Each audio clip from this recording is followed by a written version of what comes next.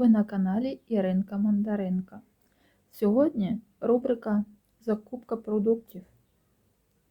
І так, розпочнемо.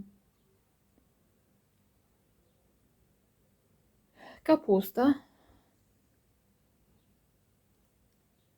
макарони, сирки 3 штучки 4, майонез,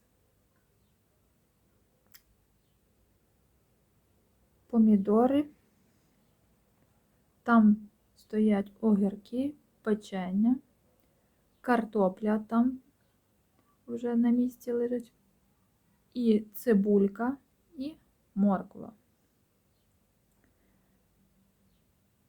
Як ви думаєте, на яку суму ці всі закупи? Пишемо варіанти в коментарях. Всім па-па, до зустрічі!